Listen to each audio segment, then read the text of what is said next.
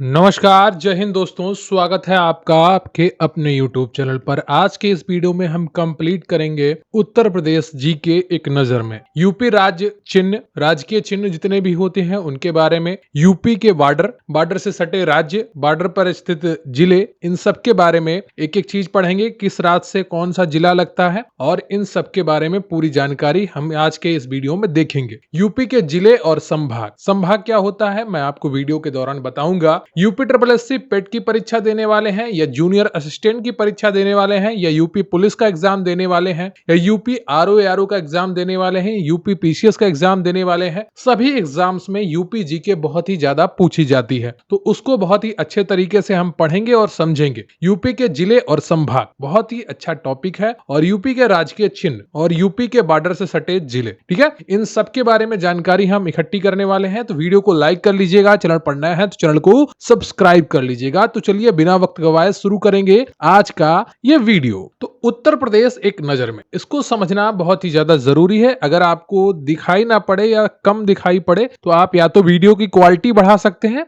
या फिर बहुत ही अच्छे तरीके से सुन सकते हैं। यहां पर आपको बहुत ही कम चीजें हैं जो आपको दिखाई नहीं देंगी, लेकिन उसके बाद आपको सब बड़ा बड़ा दिखाई देगा। यहां से आप 1 से 2 नंबर अपने तैयार कर सकते हैं।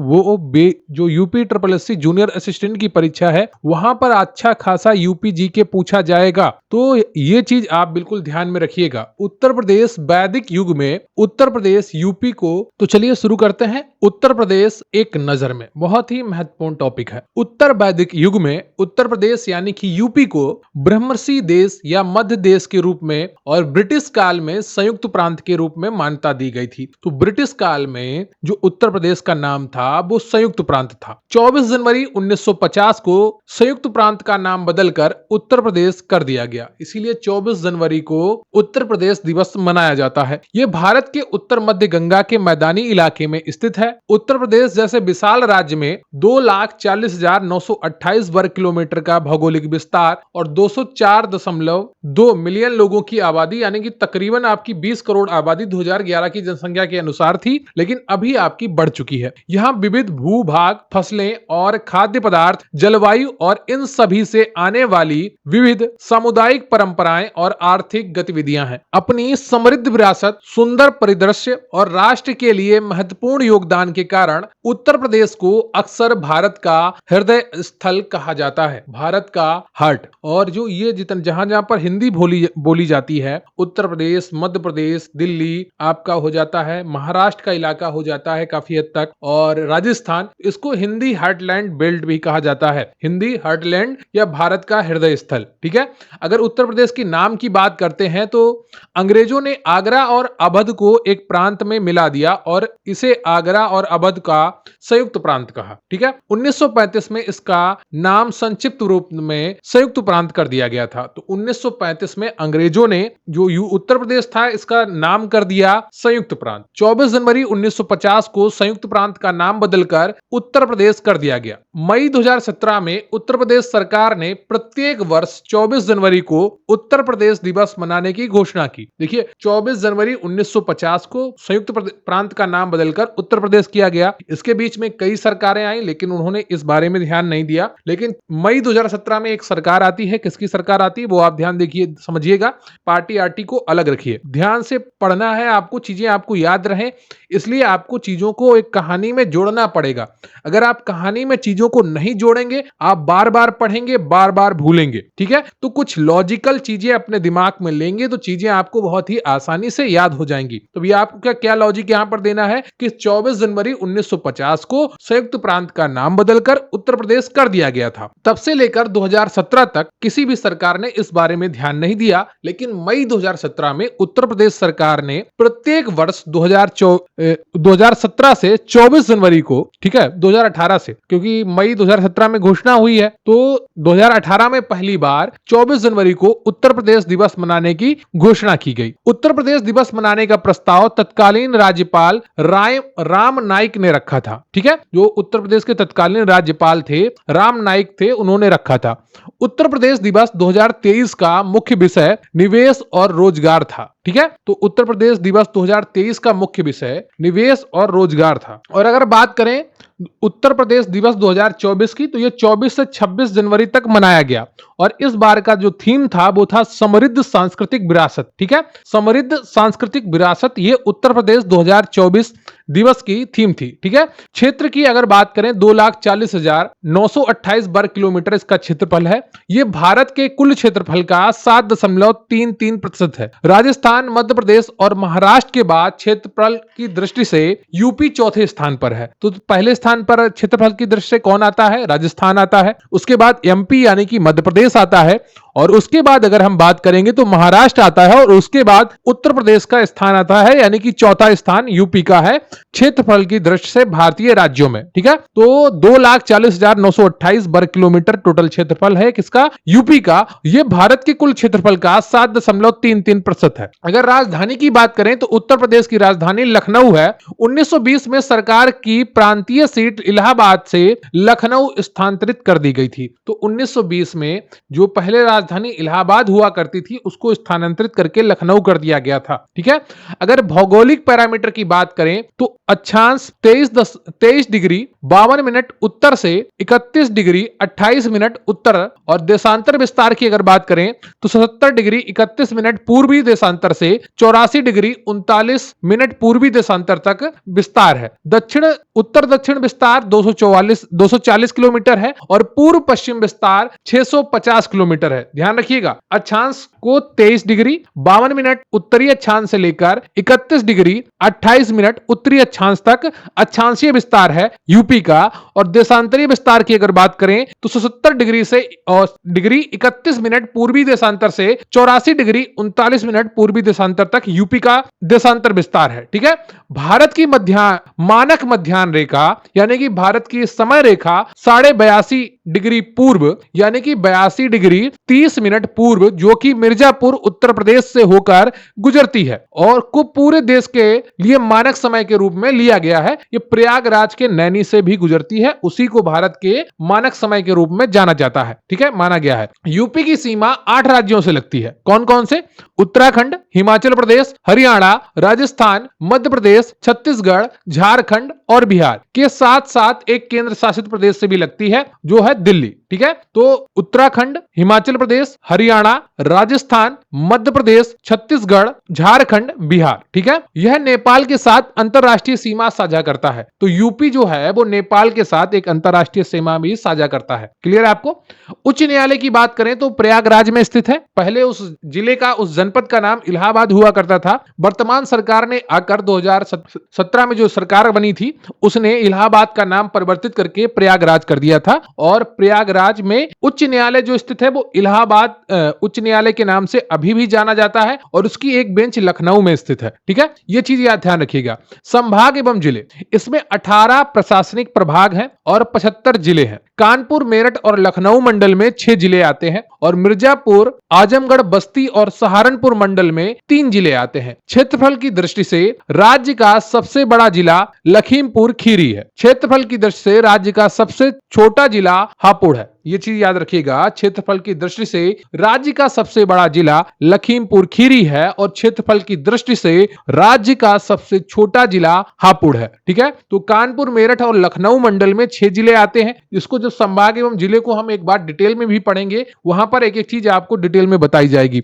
अगर संसद में सीटों की बात करें तो राज्यसभा में टोटल 31 सीटें आती हैं, और लोकसभा में यूपी में सर्वाधिक 80 सीटें आती हैं। विधानसभा सीटों की अगर बात करें तो उत्तर प्रदेश विधानसभा में 403 निर्वाचित सदस्य हैं। ठीक है, उत्तर प्रदेश विधानसभा में 403 निर्वाचित सदस्य हैं, और विधान परिषद में सीटों की अगर बात करें तो उत्तर प्रदेश विधान परिषद में 100 सदस्य हैं। कितने हैं? 100 सदस्य हैं उत्तर प्रदेश विधान परिषद में। ठीक है, ये चीज आप ध्यान रखिएगा। विधानसभा सीटें हो या लोकसभा सीटें हो या राज्यसभा सीटें हो या विधान परिषद की सीटें हो, सभी सीटें उत्तर प्रदेश की ही भारत के सभी राज्यों में ज्यादा है। ठीक है, ये चीज आप ध्यान रखिएगा।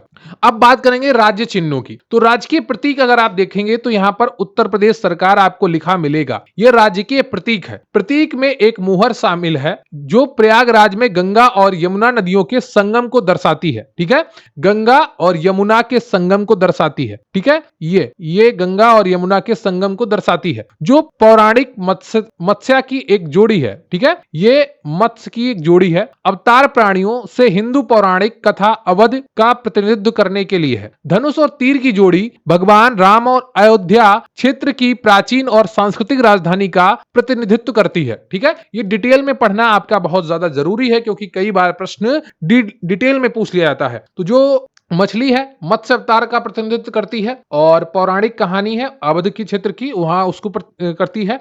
और धनुष और तीर जो है भगवान राम और अयोध्या क्षेत्र के प्राचीन और सांस्कृतिक राजधानी का प्रतिनिधित्व करती है। ठीक है, और जो बीच में आपका मोहर जैसा बना है, यह आपका गंगा और यमुना की नदियों का संगम को प्रतिनिधित्व करता है। ठीक है, ये चीज आप ध्यान रखिएगा। अगर राजकीय वृक्ष की बात करें तो उत्तर प्रदेश का राजकीय वृक्ष अशोक है। वैज्ञानिक नाम इसका है साराका अशोका। यह फलियां परिवार के सीसाल्पिनियोइडी उप परिवार से संबंधित एक पौधा है। इसे शांति का प्रतीक भी माना जाता है और इसे अक्सर मंदिरों के पास या पवित्र उपवनों में लगाया जाता है। ठीक है, तो उत्तर प्रदेश का जो राजकीय वृक्ष है वो अशोक है और उसका वैज्ञानिक नाम है साराका अशोका। ये चीज आप ध्यान रखिएगा। अगर राजकीय पशु की बात करें तो बारहसिंगा, इसे दलदली हिरण के नाम से भी जाना जाता है। तो उत्तर प्रदेश का राजकीय पशु बारहसिंगा है, इसे दलदली हिरण के नाम से भी जाना जाता है। अगर वैज्ञानिक नाम की बात करें तो रूसेर वर्ष डुआओ सेली इसका वैज्ञानिक नाम है। अगर राष्ट्रीय पक्षी या राज्य पक्षी की बात करें तो सारस, जिसको क्रेन कहते हैं, यह उत्तर प्रदेश का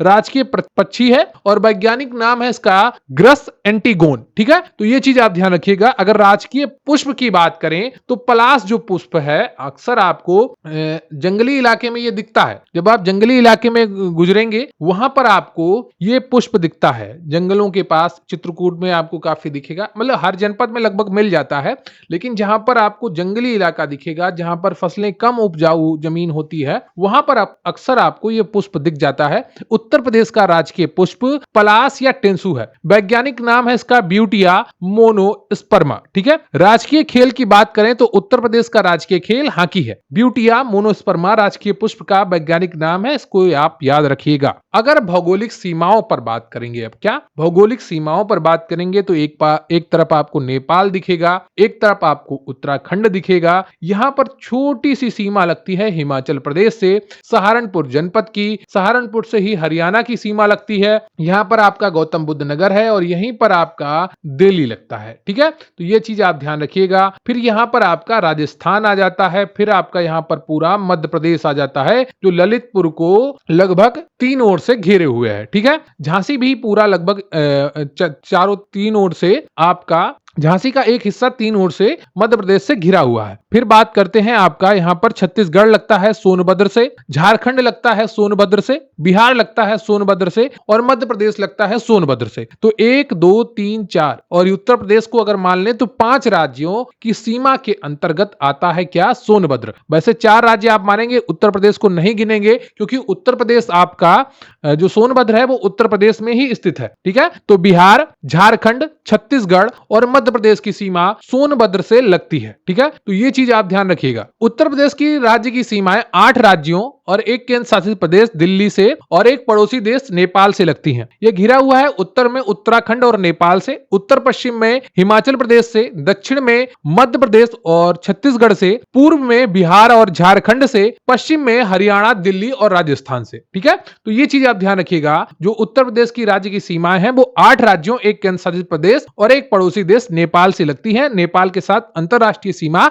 साझा करता है कौन, उत्तर प्रदेश। सबसे ज्यादा देश का सबसे ज्यादा राज्यों से सीमा करने वाला जो जनपद है, जो जिला है, वो सोनभद्र है, जो 4 राज्यों के साथ सीमा साझा करता है, बिहार, झारखंड, छत्तीसगढ़ और मध्य प्रदेश। यूपी उसका 5वां राज्य है, लेकिन वो स्वयं यूपी में स्थित है, इसलिए उसको गिनते नहीं है। ठीक है। उत्तर प्रदेश के जिले जो सीमावर्ती पड़ोसियों के साथ सीमाएं साझा करते हैं। ठीक है। मध्य प्रदेश से अगर बात करें तो उत्तर प्रदेश की सबसे लंबी सीमा मध्य प्रदेश से लगती है। इसमें 11 जो जिले हैं वो मध्य प्रदेश से सीमा बनाते हैं। आगरा, इटावा, जालौन, झांसी, ललितपुर, महोबा, बांदा, चित्रकूट, प्रयागराज, मिर्जापुर और सोनभद्र, ये सभी जिले यूपी के बॉर्डर पर स्थित हैं जो मध्य प्रदेश से सीमा बनाते हैं। एक बार फिर से मेरे साथ बोलिए, आगरा, इटावा, जालौन, झांसी, ललितपुर, महोबा, बांदा, चित्रकूट, प्रयागराज, मिर्जापुर और सोनभद्र जिले, टोटल 11 जिले हैं, मध्य प्रदेश से सीमा बनाते हैं।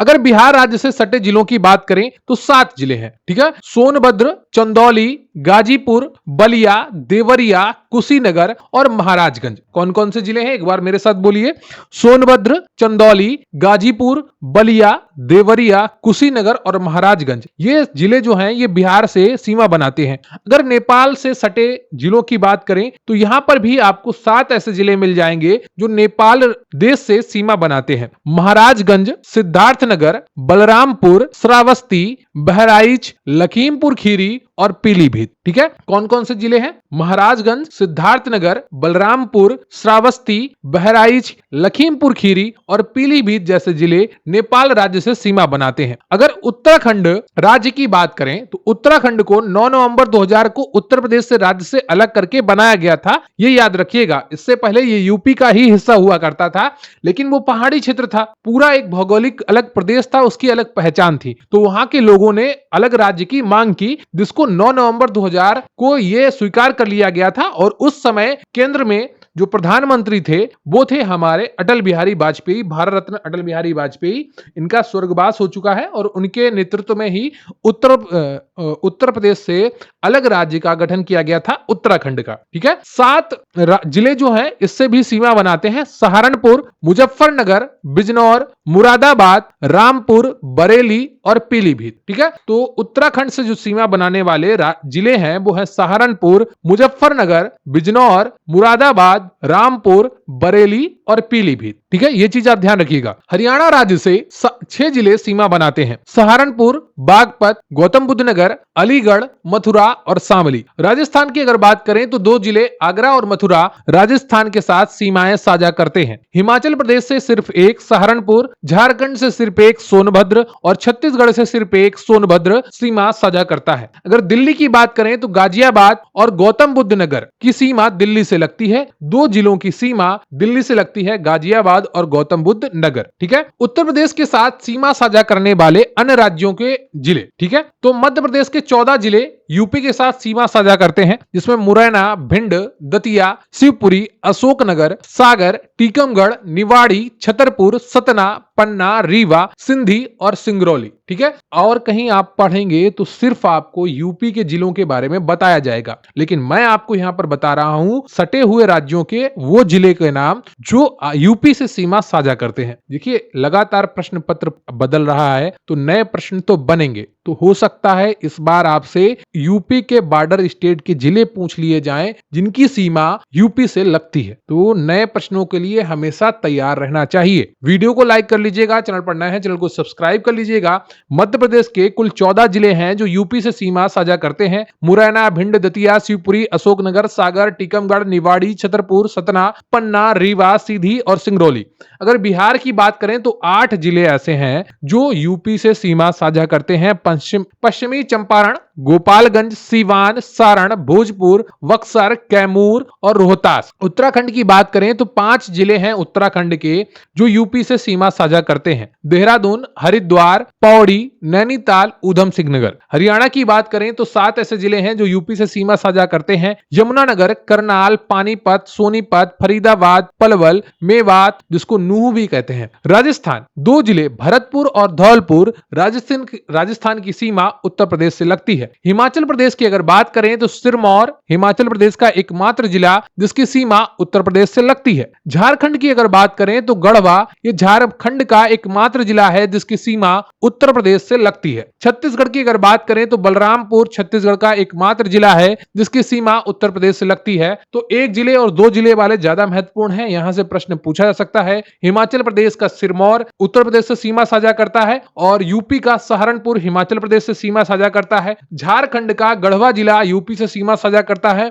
यूपी का सोनभद्र झारखंड से सीमा साझा करता है। छत्तीसगढ़ का बलरामपुर यूपी से सीमा साझा करता है और यूपी का सोनभद्र छत्तीसगढ़ से सीमा साझा करता है। याद रखने योग्य महत्वपूर्ण तथ्य भी कुछ हैं, उनके बारे में भी हम बात करेंगे। उत्तर प्रदेश का ललितपुर जिला तीन ओर से मध्य प्रदेश राज्य से घिरा हुआ है। उत्तर प्रदेश के सोनभद्र जिले की सीमा चार राज्यों बिहार, झारखंड, छत्तीसगढ़ और मध्य प्रदेश से लगती है। उत्तर प्रदेश के सहारनपुर जिले की सीमाएं हरियाणा, हिमाचल प्रदेश और उत्तराखंड से लगती हैं। ठीक है, तो सोनभद्र की सीमाएं चार राज्यों से लगती हैं। कौन कौन? बिहार, झारखंड, छत्तीसगढ़, मध्य प्रदेश। सहारनपुर की जिला तीन राज्यों से लगती है।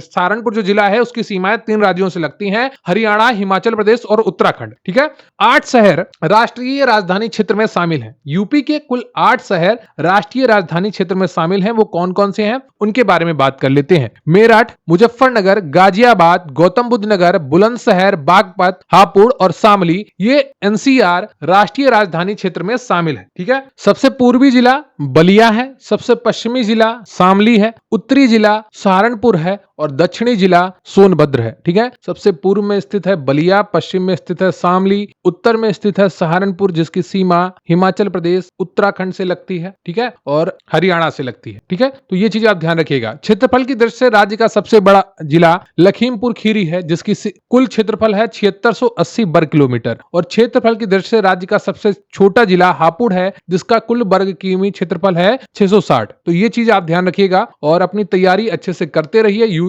यूपी जीके का एक और वीडियो है जिसमें मैंने जनगणना के बारे में आपको बताया है, उसका लिंक आपको यहां पर आई बटन पर मिल जाएगा, वहां पर आप क्लिक करके उसका वीडियो देख सकते हैं। यूपी जनगणना वहां पर आपको पूरी बताई गई है और यूपी राजकीय चिन्ह, यूपी बॉर्डर और यूपी के जिले और संभाग के बारे में आपको पूरी जानकारी इस वीडियो में बताई गई है। यूपी की सीमाओं पर स्थित राज्य, उनसे लगे जिले और उन राज्यों के यूपी की सीमा से लगे जिले, इन सब के बारे में आपको पूरा डिटेल्ड बताया गया है। सोनभद्र और सहारनपुर को बहुत ही अच्छी तरीके से याद रखिएगा। सहारनपुर की सीमा 3 राज्यों से लगती है, कौन कौन है कमेंट करके बताइएगा। सोनभद्र की सीमा 4 राज्यों से लगती है, कौन कौन से हैं कमेंट करके बताइएगा और जरूर बताइएगा, इससे आपका रिवीजन हो जाएगा और आपको याद हो जाएगा। तो वीडियो को लाइक कर लीजिएगा, चैनल पर नए हैं चैनल को सब्सक्राइब कर लीजिएगा। मुझे आपके कमेंट्स का इंतजार रहेगा। अपने दोस्तों के साथ भी ये वीडियो जरूर शेयर करिएगा, चाहे आप यूपी पेट 2024 की तैयारी कर रहे हो या जूनियर असिस्टेंट 2024 एग्जाम की तैयारी करने वाले हो। यूपी पुलिस, यूपी आरओ सभी एग्जाम बहुत ही महत्वपूर्ण है और यही आपके पास 2-3 महीने का समय है जिसमें आप बहुत ही अच्छे तरीके से पढ़ सकते हैं। इसके बाद लाइन से सारे एग्जाम हो जाएंगे और आपको पता नहीं चलेगा कब आपका समय निकल गया। तो थैंक यू वेरी मच। जय हिंद, जय भारत।